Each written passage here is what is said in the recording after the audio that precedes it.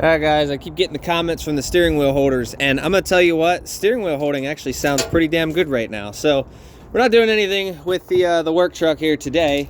I'm actually gonna get in here in the shop and show you guys why some days hotshot sounds a lot better than what we're doing in here. So this is a truck that was towed in from Alabama, had a ton of electrical issues. We went through, fixed everything. We have the interior torn apart, fixed every wiring that was fucked up under the hood, and mind you, there was a ton of them.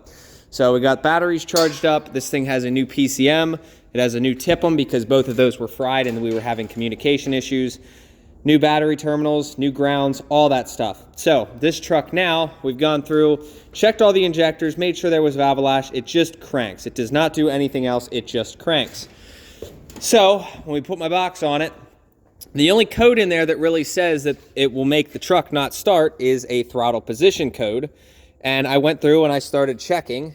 You guys can see here there's an extra wire on there because when I went through and I probed all 6 of those wires in there, and one of them was not getting power. So we actually lost power to the throttle position sensor at the bulkhead. So this is a temporary setup right now. We're gonna get it wired in correctly once we know it works.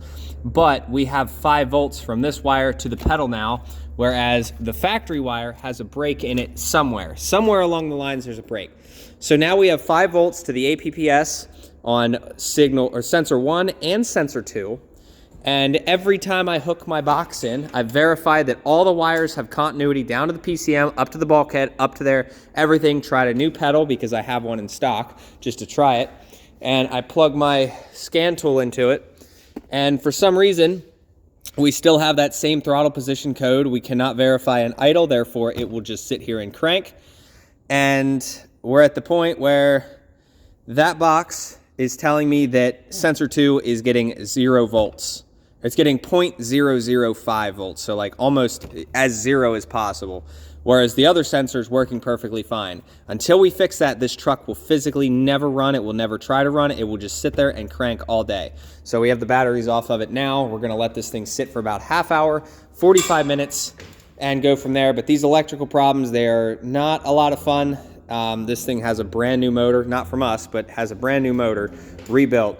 And yeah, some days, it would be nice just to be a steering wheel holder because easiest money I ever made, and then you get stuff like this and it's like this stuff really teaches you patience, I will tell you that.